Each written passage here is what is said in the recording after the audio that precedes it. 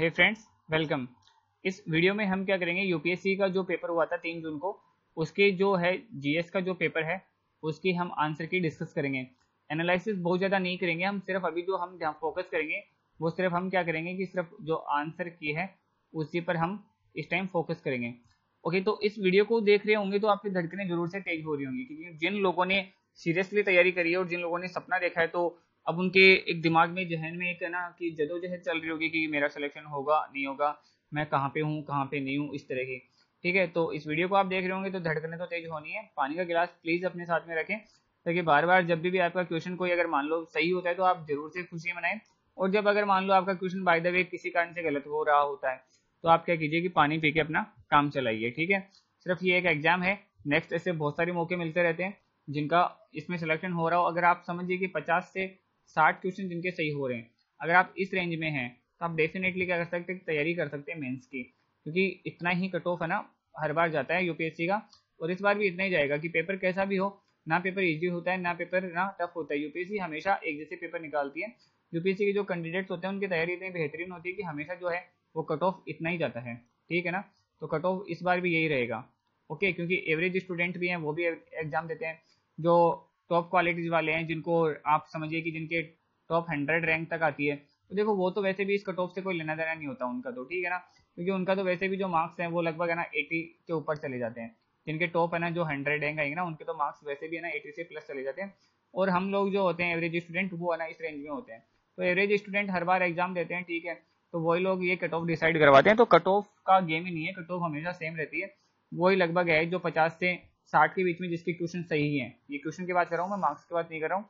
इतने क्वेश्चन अगर सही है तो वो क्या है, सिलेक्शन वाली रेंज में है। ओके, तो बिना देर के हम डिस्कस करते हैं। एनालिसिस वाला पार्ट हम इस बार नहीं रखेंगे, सिर्फ हमें फटाफट क्या करना है कि आंसर की डिस्कस करनी है कि आंसर कौन से होते हैं, क्योंकि आंसर क्वेश्चन तो सारे आपने पढ़ ही लिए ना, बस सिर्फ आपको तो ये देखना है कि आपका सही है या नहीं है। ओके, तो देखिए फर्स्ट क्वेश्चन जो है वो रिलेटेड है IRNS से रिलेटेड है। ठीक है, इसमें पहला क्वेश्चन पूछा कि IRNSS के तुल्यकाली जियो स्टेशनरी जो इसकी कक्षाएं होती है, जियो स्टेशनरी कक्षाओं में 3 उपग्रह हैं, और भूत तुल्यकारी जो जियो सिफ्रोनस है क्लासों में 4 उपग्रह है। कह रहा है कि पहले तो भाई जो जियो स्टेशनरी है उसमें 3 क्लास हैं, और बाकी में जो है जो सेकेंडरी है उसमें क्या है कि 4 उपग्रह हैं। क्या ऐसा है क्या? तो ये जो है स्टेटमेंट है ना बिल्कुल गलत है, कि ऐसा नहीं है। ओके, इसके बाद में IRNS से व्याप्ति संपूर्ण भारत और इसकी सीमाओं के लगभग 5500 वर्ग किलोमीटर बाहर तक है। नहीं, ऐसा भी बिल्कुल नहीं है। 2019 के मध्य भारत की पूर्ण वैश्विक व्याप्ति के साथ अपनी उपग्रह संचालन प्रणाली होगी। नहीं, ये टारगेट भी नहीं है इसमें, तो ठीक है, इसमें जो आंसर हो जाएगा वो डी हो जाएगा। Right answer is the D, की इनमें से कोई नहीं। ओके, अब डिस्कस करते हैं सेकंड क्वेश्चन, जो कि ये कुछ आपके पास में ना कुछ सिचुएशंस हैं, इन सिचुएशन के ऊपर आपको बताना है कि सही है या गलत है। ठीक है, एल्बर्ट आइंस्टीन से रिलेटेड जो सापेक्षता का जो नियम है उससे रिलेटेड ये क्वेश्चन है। प्रकाश गुरुत्व द्वारा प्रभावित होता है। आपको बताना है कि क्या ऐसा है क्या कि प्रकाश क्या करता है, गुरुत्व जो ग्रेविटी होती है क्या वो है ना जो लाइट को है वो इफेक्ट करती है या नहीं करती? तो बिल्कुल सही है कि प्रकाश जो होता है वो ना ग्रेविटी से भी इफेक्ट होता है। ब्रह्मांड लगातार फैल रहा है, तो बिल्कुल सही है, ब्रह्मांड जो वह है वो बिल्कुल लगातार फैलता जा रहा है, बढ़ता जा रहा है। पदार्थ अपने चारों ओर दिक् काल को विंकुचित करता है, बिल्कुल करता है, तो तीनों इसमें सही है, तो स्टेटमेंट हमारा डी, और आंसर हो जाएगा हमारा डी। ओके, थर्ड वन देखो क्या कह रहा है। थर्ड कह रहा है कि भारत में जो विकसित आनुवांशिक रूपांतरित सरसों है, ठीक है, जो जीएम क्रूप्स होती है उसमें जीएम सरसों के बारे में पूछा है, मस्टर्ड के बारे में। तो इसमें से पूछा कि भाई आपको विचार करना और बताना है कि सही स्टेटमेंट कौन सा है। आप पूरा स्टेटमेंट पढ़ के नीचे जरूर से जाएं कि वो पूछना क्या चाह रहा है, सही पूछ रहा है या गलत पूछ रहा है। ओके, तो डिस्कस करते हैं तीसरे को। तो इसमें जो है वो जीएम सरसों में मृदा जीवाणु के जीन होते हैं जो पादप को अनेक किस्मों के पीड़कों के विरुद्ध पेड़ रोधी का गुण देते हैं। नहीं, ये रीजन नहीं है, पेड़ रोधक तो होते हैं ये बिल्कुल ठीक है, लेकिन इसका ये रीजन नहीं है कि इस वजह से होते हैं, तो ये स्टेटमेंट तो बिल्कुल भी गलत है। तो अब देखिए जहां जहां पे वन है ना वहां पे आप उन ऑप्शन को कैंसिल कर दो, ए नहीं हो सकता और डी नहीं हो सकता। ठीक है, अब आपको बताना है कि अगर आप स्टेटमेंट 2 का पता लगा लेंगे या 3 का पता लगा लेंगे तो आप आंसर भी दे देंगे। ठीक है ना, कि इन दोनों में से अगर किसी का भी आप पता लगा लेंगे तो आप क्या कर सकते हैं, आराम से इसको आंसर को भी निकाल सकते हैं। तो अब जीएम सरसों वे जीन होते हैं जो पादप में पर परागण और को संकुचित बनाते हैं। तो मान लीजिए अगर आपको ये नहीं पता तो आप एक और स्टेटमेंट पढ़िए। जीएम सरसों का विकास जो है वो IARI और पंजाब कृषि विश्वविद्यालय ने किया था। तो इसमें पंजाब कृषि विद्यालय नहीं आएगा, ठीक है ना, इसमें जो है वो डीयू था इसमें राइट आंसर। तो ये स्टेटमेंट भी क्या हो गया, गलत हो गया। तो अब हमें पता चल गया कि भाई थर्ड वन भी गलत है, तो जो आंसर इसका बच जाता है वो हो जाता है, सॉरी ये जो है थर्ड स्टेटमेंट बिल्कुल सही है, तो राइट आंसर वो हो जाएगा सी हो जाएगा, 2 और 3। ओके, इसके बाद में आ जाते हैं 4। देखिए आपसे मैच करवा रहे हैं कि कभी कभी समाचार में आने वाले, ठीक है ना, कुछ वर्ड है जिनका क्या मतलब होता है। बेल 2 इसका यूज क्यों किया जाता है, ये जो ब्लॉकचेन प्रौद्योगिकी है इसका मतलब क्या होता है, और जो क्रिस्टल है उसका मीनिंग क्या होता है। तो फोर्थ में जो है राइट आंसर है बी। ओके, फोर्थ का जो राइट आंसर क्या है बी। इसके बाद में हम डिस्कस करते हैं फिफ्थ क्वेश्चन। तो नेक्स्ट क्वेश्चन है फिफ्थ, यही देखिए क्या कह रहा है कि कार्बन से रिलेटेड है, कार्बन जो उत्सर्जन होता है उससे रिलेटेड है, ठीक है। राइट आंसर बताता हूँ सीधा सा कि जिसका जो स्टेटमेंट जो है वो ए स्टेटमेंट बिल्कुल सही है, तो राइट आंसर हो जाएगा ए। सिक्स्थ बहुत बड़ा सारा क्वेश्चन है, क्वेश्चन मैं डिस्कस नहीं करूंगा, यहाँ पे सीधा आपको आंसर बताता हूँ कि आंसर क्या है। तो आंसर जो है इसका वो है बी, इंटरनेट ऑफ थिंग्स, ठीक है ना, कि बहुत सारी एक सिचुएशन दे रखी है इतनी बड़ी, ऐसे ऐसे होता है और ये होता है, तो सारी का जो मतलब है वो है ये जो है इंटरनेट ऑफ थिंग्स। ओके इसके बाद में क्वेश्चन नंबर 7 देखिए क्या कह रहा है, भारत में सौर ऊर्जा उत्पादन के संदर्भ में नीचे दिए गए कथनों पर विचार कीजिए। सौर ऊर्जा के बारे में अब इतना ज्यादा काम हुआ है कि यहाँ से लग रहा था कि जरूर से यहाँ से क्वेश्चन आ सकता है, ठीक है। पहला स्टेटमेंट क्या कि भारत प्रकाश वोल्टीय इकाइयों में प्रयोग होने वाले सिलिकॉन वेफर्स का दुनिया का तीसरा सबसे बड़ा उत्पादक देश है। तो ऐसा है क्या, बिल्कुल नहीं है ऐसा कि सबसे बड़ा उत्पादक देश भारत नहीं है। सौर ऊर्जा शुल्क का निर्धारण भारतीय और सौर ऊर्जा निगम के द्वारा किया जाता है, बिल्कुल सही है। तो इसलिए इसका जो आंसर हो जाएगा वो हो जाएगा सेकंड। 18वीं शताब्दी के मध्य इंग्लिश ईस्ट इंडिया कंपनी के द्वारा बंगाल में निर्धारित प्रमुख जो पण्य पदार्थ है, पण्य पदार्थ होता है बिजनेस क्लास, ठीक है ना, स्टेपल कमोडिटीज क्या थे। तो पहला है अपरिष्कृत कपास, तिलहन और अफीम, बिल्कुल नहीं, तिलहन और ये कपास, ठीक है। चीनी नमक, चीनी आते ही बिल्कुल कैंसिल है। तांबा और चांदी सोना, तो ये तो एक्सपोर्ट के चांसेस ही नहीं है ना। इसके बाद में बचता है कपास, तो कपास की बहुत बड़ी डिमांड थी, रेशम की भी बहुत बड़ी डिमांड थी, और सोरा और अफीम, ठीक है ना, क्योंकि यहाँ पे देखिए कपास और रेशम जो है ना वो सबसे बड़ी डिमांड वाली चीजें थी, ठीक है ना। तो right answer is D, 9th। निम्न में से कौन सा एक जो चंपारण सत्याग्रह से रिलेटेड है। तो देखो चंपारण सत्याग्रह क्यों पूछा है, क्योंकि 2017 है, 17 था, ठीक है ना, है नहीं था कि 2017 था ना, उसमें क्या था जो चंपारण है इसकी क्या थी 100वीं वर्षगांठ थी, इस वजह से ये क्वेश्चन इंपॉर्टेंट बन गया था, ठीक है ना। तो इसमें पूछा है कि राष्ट्रीय आंदोलन में अखिल भारतीय स्तर का अधिवक्ताओं, विद्यार्थियों और महिलाओं की सक्रियता भागीदारी, नहीं ऐसा कुछ नहीं हुआ था चंपारण में। चंपारण क्या था, किसानों से रिलेटेड था। तो इसमें देखिए ये कौन से में किसान से रिलेटेड है ऑप्शन, तो वही इसमें सही हो जाएगा। भारत के राष्ट्रीय आंदोलन में किसान असंतोष सम्मिलित होना, क्योंकि पहली बार जो है ये किसानों को इसी में है ना गांधी जी ने इंपॉर्टेंस दी थी और किसानों ने भी है ना शामिल हुए थे राष्ट्रीय आंदोलन में। ओके, क्वेश्चन नंबर 10 में आ जाते हैं। इस बार 10 क्या कह रहे हैं, 1948 में स्थापित जो हिंदू मजदूर सभा थे उसके संस्थापक कौन थे, ठीक है। तो काफी इजी क्वेश्चन है, अशोक मेहता है इसके संस्थापक जो है, अशोक मेहता है, और उन्हीं के साथ में जो काम करने वाले थे वो टी एस रामानुज थे और जी मेहता थे, गोपाल जो मेहता थे वो थे। भारत की धार्मिक प्रथाओं के संदर्भ में जो स्थानक वासी है, वेरी इजी क्वेश्चन, जैन, इसका जो हो जाएगा जैन धर्म हो जाएगा इसका। भारत के सांस्कृतिक इतिहास के संदर्भ में निम्नलिखित कथनों पर विचार कीजिए। फतेहपुर सीकरी स्थित जो बुलंद दरवाजा है और खानका के निर्माण में सफेद संगमर का यूज हुआ है, नहीं ऐसा नहीं है, इसमें संगमर का यूज नहीं हुआ है, ठीक है ना। लखनऊ स्थित इमामबाड़ा है और जो रूमी दरवाजा के निर्माण में लाल बलुआ पत्थर का प्रयोग और संगमर का प्रयोग हुआ है, बिल्कुल सही है। तो स्टेटमेंट बी सही है, तो आंसर हो जाएगा हमारा बी, केवल 2। अब आ जाते हैं 13 में। 13 क्या कह रहा है कि विदेशी यात्रियों में किसने भारत के हीरो और हीरे की खदानों की विस्तृत रूप में चर्चा करी थी, ठीक है। तो 13 का जो राइट आंसर है वो है टेबनियर, ठीक है। नेक्स्ट आ जाते हैं 14 में। भारतीय इतिहास के संदर्भ में निम्नलिखित में से कौन से भावी बुद्ध हैं जो संसार की रक्षा हेतु अवतारित होंगे, कि मतलब बुद्ध के जो है वो कुछ अवतार हो चुके हैं, एक अवतार अभी भी बाकी है जो बाद में होएगा। तो इसका है मैत्रेय, काफी इजीली ये हर कहीं मिल जाता है आपको, मैत्रेय है। लॉर्ड वेलेजली की जो सहायक संधि है, ऐसे क्वेश्चन पूछे जाए, सहायक संधि देखो हमेशा से हिट रहती है, यूपीएससी के फेवरेट टॉपिक में से ये एक है। पूछा है कि सहायक संधि जो है उसके बारे में पूछ रहा है और कह रहा है कि इसमें से स्टेटमेंट कौन सा सही नहीं है, आपको बताना कौन सा सही है। पहला स्टेटमेंट क्या है कि दूसरों के खर्च पर एक बड़ी सेना बनाए रखना, बिल्कुल सही बात है, क्योंकि इसमें जो है वो सेना का खर्च कौन उठाएंगे, देसी राजा उठाएंगे, तो ये बिल्कुल हो जाएगा। भारत को नेपोलियन के खतरे से सुरक्षित करना, बिल्कुल, क्योंकि अंग्रेजों को एक बड़ी सारी सेना तो बनानी थी लेकिन अपने खर्च से नहीं बनानी थी, इसलिए इसमें बिल्कुल ये भी था कंपनी के लिए एक नियत आय का प्रबंध करना, ये नहीं था।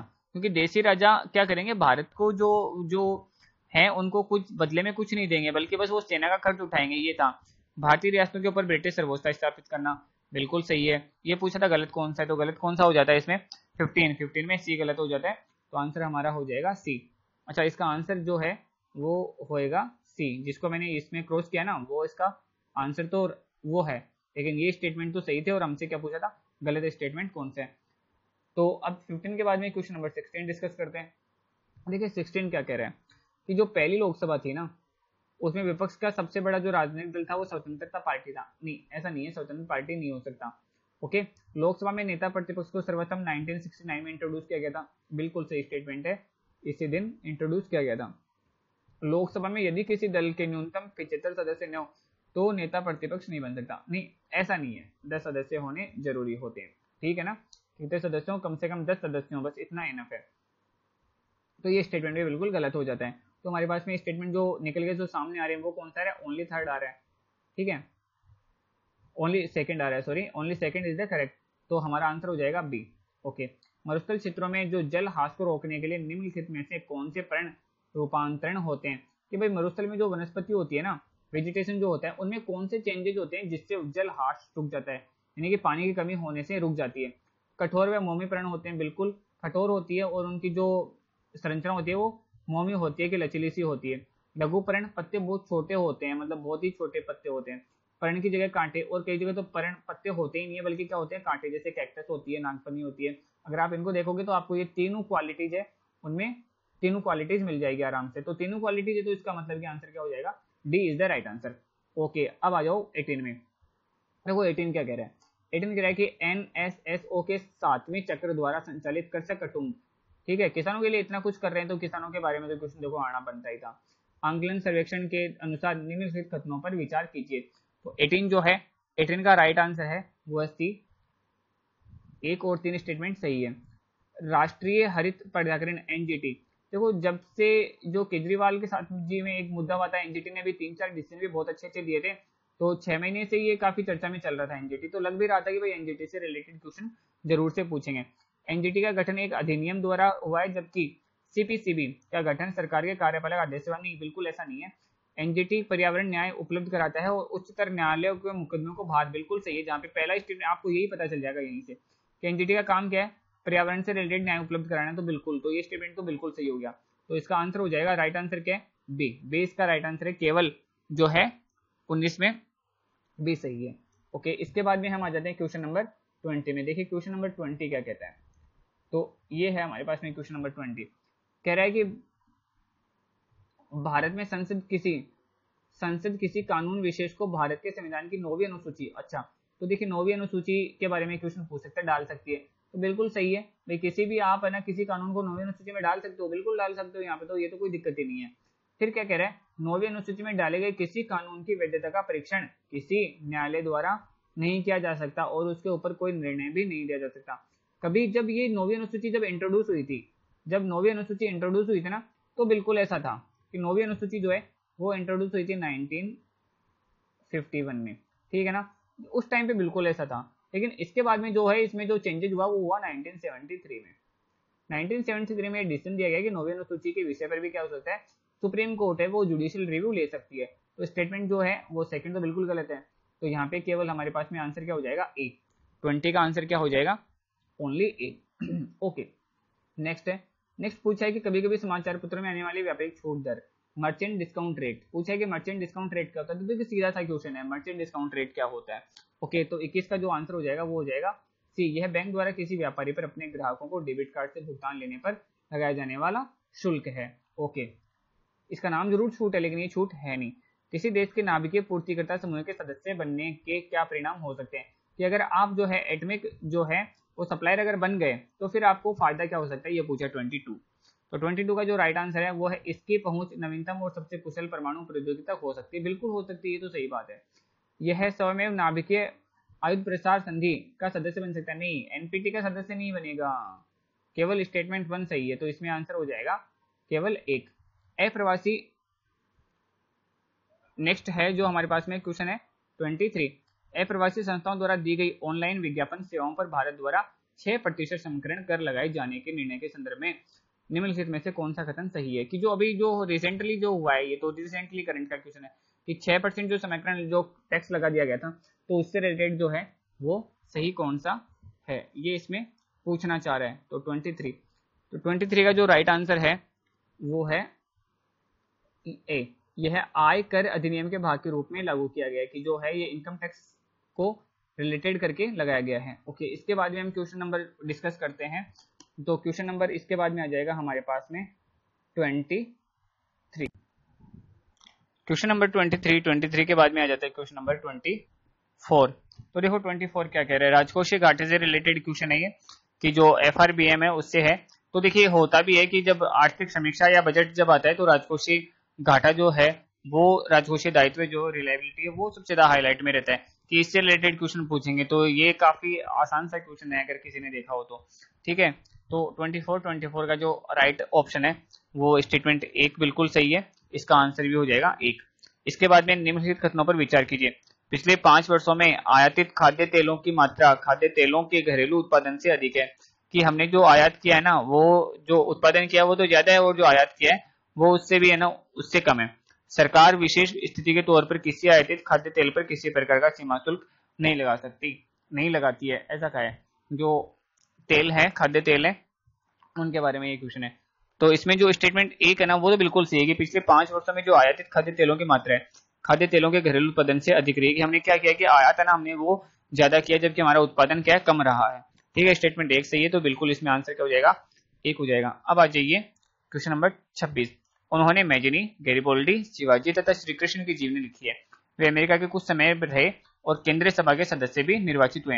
इनमें से कौन पर्सन है जिन्होंने ये सारे काम किए, कि उन्होंने ये तो जीवनी लिखी है, मैजिनी की, गैरिबोल्डी की, शिवाजी की और कृष्ण की। तो देखो शिवाजी से रिलेटेड जो है वो जो है लाला लाजपत राय थे। इन्होंने है ना जो है जो जयंती शिवाजी जयंती भी शुरू करी थी, और उन्होंने, तो राइट आंसर हो जाएगा सी। ओके, 27।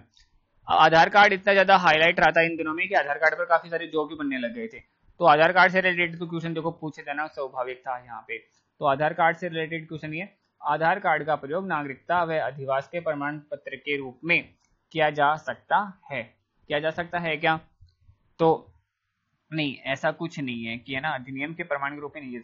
एक बार जारी करने के पश्चात इसे निर्गत करने वाला प्राधिकरण आधार संख्या को निष्क्रिय या लुप्त नहीं कर सकता है, ऐसा कुछ नहीं है। ठीक है ना, तो इसमें दोनों ही क्या है, सही कौन सा पूछा है, तो सही तो इसमें दोनों ही नहीं है। ठीक है, दोनों ही गलत हो जाते हैं, तो हमारा आंसर क्या हो जाता है, डी हमारा आंसर हो जाता है। 27 हमने डिस्कस कर लिया। इसके बाद में हम जो डिस्कस करते हैं वो करते हैं 28। देखिए 28 क्या कहता है, क्वेश्चन नंबर 28। तो ये रहा हमारे पास में क्वेश्चन नंबर 28। क्या कह रहा है, देखिए कि निम्नलिखित में से मानव क्रियाकलापों के कारण हाल में कौन अधिक संकुचित हो गया, कि इनमें से कौन सा है जो ना सूख गया है, किस कारण से, मानवीय क्रियाकलाप। ठीक है, तो देखो काला सागर है, वहां पे तो बहुत कम चांस है, ठीक है ना, कि ये सूख जाए। ठीक है ना, तो ये तो वैसे ही कैंसिल हो जाता है इससे। ठीक है, अरल सागर के बारे में थोड़े से कंफ्यूज हो सकते हैं, ऐसा नहीं कि अरल सागर के बारे में कंफ्यूज नहीं हो सकते, लेकिन बैकाल झील, अब झील अगर देखो इसमें से इनमें से कोई नहीं तो है नहीं, यानी कि एक तो इनमें से राइट आंसर है, तो झील है। अब झील के क्या सबसे ज्यादा प्रभाव पड़ते हैं, किसके, मानवीय क्रियाकलापों की, जो ह्यूमन एक्टिविटीज होती है ना वो झील पे सबसे ज्यादा पड़ सकती है। तो अब इसमें से देखें 3 हो सकता है, तो 3 तो किसी में है नहीं, सिंगल 3 तो है नहीं। ठीक है ना, तो इसके बाद में और काला सागर हो नहीं सकता, तो राइट आंसर जो बचते हैं वो क्या बचते हैं, फिर इसके बाद में डी बचता है हमारे पास में 1 और 3। ठीक है, ये ऑप्शन ये तो हो ही नहीं सकता ना, सॉरी ये तो हो नहीं सकता क्योंकि सेकंड तो बिल्कुल गलत हो जाएगा, ये भी नहीं हो सकता। अब हमारे पास में बचते हैं सिर्फ है ना ए और डी बचते हैं, D is the right answer. विधि का नियम सूचकांक, rule of the law index, ये अभी इंडेक्स थोड़े दिन पहले ही, कुछ दिन पहले ही जारी हुआ था, तो इस तरह का क्वेश्चन देखो पूछा ना स्वाभाविक है। किसके द्वारा जारी किया गया था, तो ये जारी जो होता है वो विश्व न्याय परियोजना के द्वारा जारी होता है। इजी क्वेश्चन है, करंट से रिलेटेड था। निम्न में से कौन सा भारत के सभी एटीएम को जोड़ता है, कि एटीएम को जोड़ के कौन रखता है, तो भारतीय बैंक एसोसिएशन नहीं जी। राष्ट्रीय प्रतिभूति जो निक्षेप रिलेटेड है, नहीं बिल्कुल नहीं। भारतीय राष्ट्रीय भुगतान निगम, बिल्कुल सही है। ठीक है ना, तो ये इनको क्या करता है, जोड़ के रखता है। ओके, इसके बाद में जो है 31 31 देखो क्या कह रहे हैं कि जो टेंडर मनी है, ठीक है ना, लीगल टेंडर मनी, ठीक है, इसका क्या मीनिंग है, मतलब है ना। तो देखो मनी जो आपके पास में जो नोट है, ठीक है ना, इस नोट की क्या खास बात होती है कि अगर इसके ऊपर 100 रुपए लिखे हुए हैं तो इस कागज के टुकड़े में ये औकात होती है कि वो है ना 100 रुपए ना 100 रुपए का भुगतान कर सकते हो, यानी कि आपने ये किसी को भी दिया तो वो क्या माना जाएगा, 100 रुपए का भुगतान माना जाएगा। यही तो होता है जो करेंसी होती है वो। तो देखो कौन सा इसमें जो स्टेटमेंट है वो इस बात को कह रहा है, वह मुद्रा जो कोई ऋणदाता अपने दावों के निपटाने में स्वीकार करने के लिए बाध्य होता है। कि अगर आपके पास में 100 का नोट है तो अगर आप सामने वाले को दे रहे हो तो ये लेना ही पड़ेगा, बाध्यकारी है बिल्कुल। आप किसी को अगर मान लो कोई आपसे पैसे ले रहा है और आपने उसको नोट दिया तो उसको नोट लेना ही पड़ेगा। ऐसे नहीं कह सकता वो कि नहीं मेरे को तो नोट नहीं, मेरे को गोल्ड चाहिए, ठीक है ना, इसलिए गोल्ड क्या मुद्रा नहीं हो सकता, लेकिन जो नोट है वो क्या मुद्रा है, ठीक है ना, बाध्यकारी है। ओके, यदि सरकार द्वारा कोई वस्तु जनता को निःशुल्क उपलब्ध कराई जाती है तो क्या चीज है कि भाई जो इसके कारण उपलब्ध कराई जाती है। 32 का जो राइट आंसर है ना वो है देखो डी, है ना। सारे ऑप्शन को नहीं पढ़ेंगे हम, जल्दी जल्दी करते हैं क्योंकि काफी जो है ये लंबा हो जाएगा।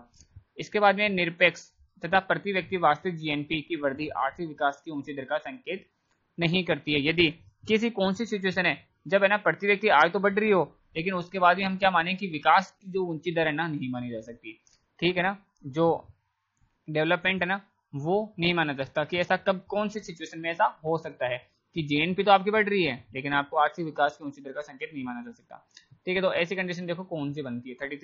33 में सी, निर्धनता और बेरोजगारी में भी वृद्धि होती है। अगर मान लो कि आपकी जीएनपी बढ़ रही है यानी कि आपकी प्रति व्यक्ति आय बढ़ गई, ठीक है, पहले आपकी जो प्रति व्यक्ति आय थी 100 रुपए थी, अब कितनी हो गई, 110 हो गई, ऐसे समझ लीजिए कि 100 कितनी हो गई, 10 हो गई। तो क्या मैं इसको मान लूं कि ना आर्थिक वृद्धि हुई है, बिल्कुल मान सकते हैं कि हाँ 10 रुपए की वृद्धि हुई है, लेकिन ऐसा कब नहीं हो सकता, ऐसा कब पॉसिबल नहीं है, जब मान लो कि जो बेरोजगारी और निर्धनता है ना वो भी साथ साथ में बढ़ गई हो, तब क्या मान सकते हैं अपन आर्थिक विकास, इसको नहीं मान सकते हैं, ठीक है ना, इसको इकोनॉमिकल डेवलपमेंट इसको हम नहीं मान सकते, बिल्कुल ठीक है। ओके, 34 में आ जाते हैं अब हम। 34 देखो क्या कह रहा है।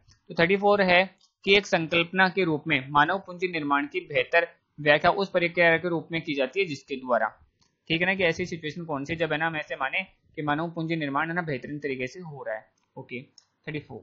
तो 34 में जो राइट आंसर है वो है इसमें पहला। तो देखो क्या है कि किसी देश की व्यक्ति अधिक पूंजी का संचय कर पाते हैं, नहीं ऐसा नहीं है, सिर्फ ये वाली सिचुएशन नहीं बैठती। देश के लोगों के ज्ञान कौशल स्तरों और क्षमताओं में वृद्धि की जाती है, तो ये बिल्कुल सही है कि एजुकेशन बढ़नी चाहिए, कौशल स्तर बढ़ना चाहिए, क्षमताओं में वृद्धि होती है।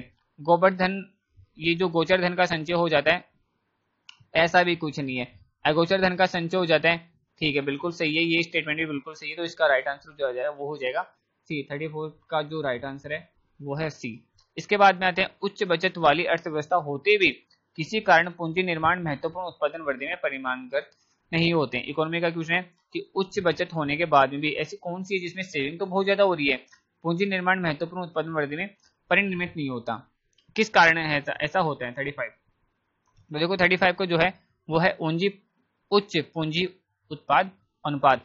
अब ये क्या होता है, देखो ये होता है कि आपको अगर मान लो कि 1 रुपया अर्न करना है, ठीक है ना, कि आपको 1 रुपया का अर्न करना है तो उसके लिए आपको रुपए कितने खर्च करने पड़ते हैं। मान ले कि आप 100 रुपए जब किसी बिजनेस में खर्च करते हो तो आपकी इनकम होती है RS1, ठीक है ना, 1 रुपया इनकम होती है। और मान लो किसी जगह ना यही 100 रुपए करने से 2 होती है, तो ये देखिए यहाँ पे उच्च पूंजी अनुपात जो है वो यहाँ पे ज्यादा है, तो बचत होने के बाद भी क्या होती है, ये कंडीशन नहीं बन पाती। Right answer is the D simply. Okay, Santhal विद्रोह शांत होने के बाद औपनिवेशिक शासन द्वारा कौन कौन से उपाय किए गए थे। जब ये संथाल विद्रोह था तो ये भी अभी देखो थोड़े दिन पहले इसके बारे में मुद्दा आ रहा था, तो ये हाईलाइट था, तो इससे क्वेश्चन पूछा जाना स्वाभाविक था। 36 का जो राइट आंसर है वो है ए। 37 में आते हैं बिना देर के। आर्थिक तौर पर 19वीं शताब्दी से भारत पर अंग्रेजी शासन का क्या परिणाम था, कि क्या परिणाम है ना पड़े। कब का पूछ रहा है, ये पूछ रहा है 19वीं शताब्दी के बारे में पूछ रहा है कि 19वीं शताब्दी में कौन कौन से प्रभाव पड़े। भारतीय हस्तशिल्पों की निर्यात में वृद्धि, क्या ऐसा पॉसिबल है क्या, बिल्कुल पॉसिबल नहीं है, ठीक है। भारतीय स्वामित्व वाले कारखानों की संख्या में वृद्धि, नहीं ऐसा भी पॉसिबल नहीं है। भारतीय कृषि का वाणिज्यकरण, हाँ क्योंकि अब है ना नील की खेती वगैरह करवाने लग गए थे अपन से, ठीक है ना, कि हमें जबरदस्ती खेती करनी पड़ेगी और वो खेती करनी पड़ेगी जो अंग्रेज चाहते हैं, किस लिए, कच्चे माल के लिए, ठीक है ना। अंग्रेज क्या चाहते थे, कच्चा माल, किससे चाहते थे, भारत से, तो ये तो था। नगरीय जनसंख्या में वृद्धि, नहीं ये इस टाइम 19वीं शताब्दी की ऐसी कोई बात नहीं है। यदि भारत का राष्ट्रपति संविधान के अनुच्छेद 356 के अधीन यथा उपबंधी शक्तियों का किसी विशेष राज्य के संबंध में प्रयोग करता है तो कौन सी सिचुएशन बन सकती है कि यदि मान लो अनुच्छेद 300 आर्टिकल 356 है ना जो है राष्ट्रपति ने यूज किया है, तो देखो क्या हो सकता है 38। तो पहला जो स्टेटमेंट है इसमें यह पूछ रहा है कि उस राज्य की विधानसभा से होता है भंग हो जाती है। नहीं नहीं, ऐसा नहीं होता कि बस जो उसकी विधानसभा वो काम नहीं कर रही होती है, ठीक है ना, खत्म नहीं होती है, तो यहाँ पे ये गलत है। उस राज्य के विधानसभा मंडल की शक्तियां संसद द्वारा, नहीं यहाँ पे ये स्टेटमेंट गलत है, संसद द्वारा नहीं होता, वो काम किसके द्वारा होता है, राज्य ये राष्ट्रपति के द्वारा होता है, ठीक है ना, तो यहाँ पे संसद नहीं होएगा। उस राज्य में अनुच्छेद 19 को निलंबित कर दिया जाता है, नहीं ऐसा भी कोई बात नहीं बनती। राष्ट्रपति उस राज्य से संबंधित विधियां बना सकता है, बिल्कुल ये स्टेटमेंट बिल्कुल सही है कि जब आर्टिकल 356 जब होता है तो ये क्या होता है, इसको हम सिंपली राष्ट्रपति शासन ही कहते हैं। क्या कहते हैं, राष्ट्रपति शासन। तो क्या करेगा, राष्ट्रपति यहाँ पे काम करेगा। ओके, बिना देर करे आ जाते हैं 39 में। क्या कह रहा है, निम्न आपको इनको क्या करना है, मैच करना है शायद से, ठीक है ना। तो 39 में जो है पुथुकुली स्टोल वो कहाँ का है, तमिलनाडु का, बिल्कुल सही है ये। तो सुजनी कढ़ाई महाराष्ट्र की, नहीं महाराष्ट्र की नहीं है ये, और इसमें इस हिसाब से जो राइट आंसर हो जाएगा वो हो जाएगा 1, ठीक है ना। 39 है इसका जो है राइट आंसर। अब आ जाते हैं हम 40, क्वेश्चन नंबर 40 में आते हैं। देखो 40 क्या कह रहा है, जीपीएस तकनीक का प्रयोग निम्नलिखित किन क्षेत्रों में की जा सकता है। कि भैया जो आप ये जीपीएस जो करते हो ना, अभी जो सैटेलाइट हमने लॉन्च करे ना उसके बाद से देखो जीपीएस में काफी सारी प्रोग्रेस करी है हमने, है ना। अपने खुद का अपने पास में है ना जो जीपीएस है वो हमारा खुद का भी एक है ना जीपीएस है हमारे पास में। ओके, तो इसमें कह रहा है कि आप किस किस चीज में आप यूज कर सकते हो, मोबाइल फोन के में यूज कर सकते हो क्या, ये तो सभी जानते हैं, ठीक है ना। बैंकिंग प्रचालन में भी क्या इसका यूज हो सकता है क्या, ठीक है, तो बिल्कुल हो सकता है जी। और पावर इसमें जो है ग्रिडों को नियंत्रण में बिल्कुल हो सकता है। तो स्टेटमेंट तीनों चाहिए। राइट आंसर क्या हो जाता है इसका, जो 40 है उसका राइट आंसर हो जाता है डी। इसके बाद में आ जाते हैं हम 41 में। 41 है रिजर्व बैंक से प्रतिभूतियों से रिलेटेड क्वेश्चन है। तो देखो क्या कहते हैं, भारतीय रिजर्व बैंक भारत सरकार की प्रतिभूति का प्रबंधन प्रयोजन करता है किंतु किसी राज्य सरकार का प्रतिभूतित्व नहीं करता है। कि भारत सरकार के तो ये भेजता है लेकिन राज्य सरकार के बारे में ऐसा कोई काम नहीं करता, ये कह रहा है। तो ये स्टेटमेंट तो बिल्कुल सही है, ठीक है ना। तो अगर स्टेटमेंट एक सही है इसका मतलब कि देखो क्या नहीं हो सकता, ये बिल्कुल नहीं हो सकता और ये भी बिल्कुल नहीं हो सकता।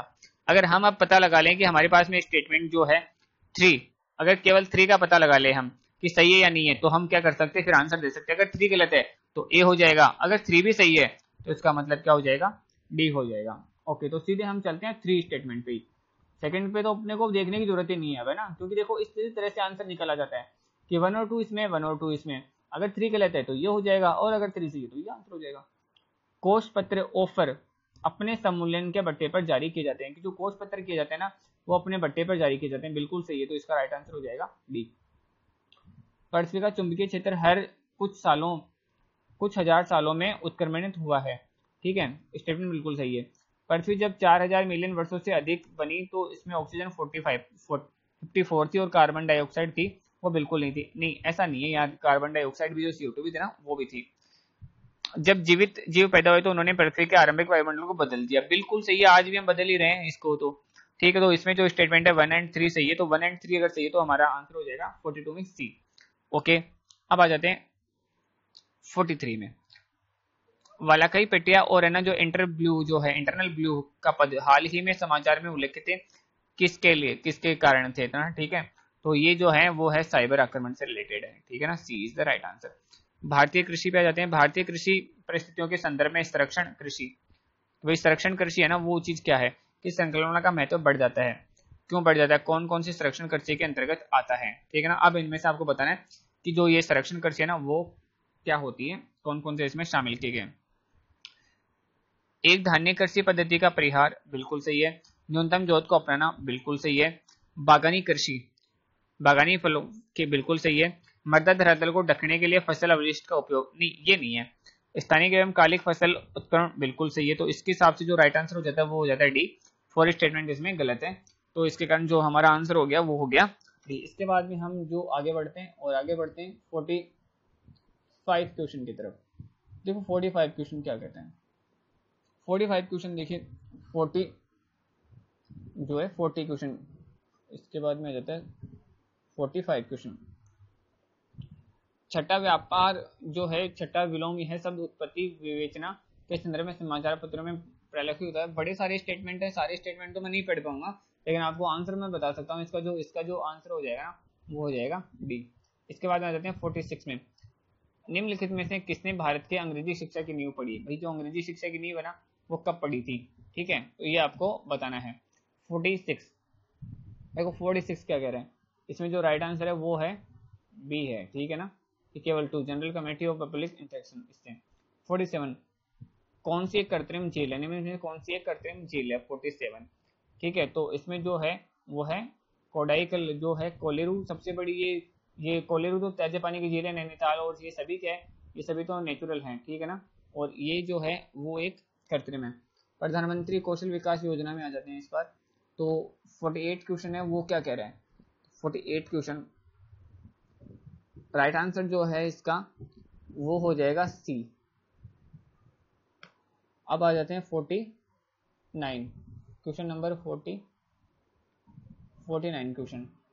1920 में निम्नलिखित में से अपना नाम परिवर्तन कर स्वराज्य सभा इन्होंने रख लिया था। तो स्वराज्य सभा देखो नाम किसने लिखा था, all India home rule league था, इसने अपना नाम जो है वो रख लिया था स्वराज्य। तो 1940 इसमें 49 में हो जाएगा ए। अब इसके बाद में पूछ रहे कि भाई आपको सीक्वेंस में सेट करना है कौन कौन सी घटनाएं हुई थी।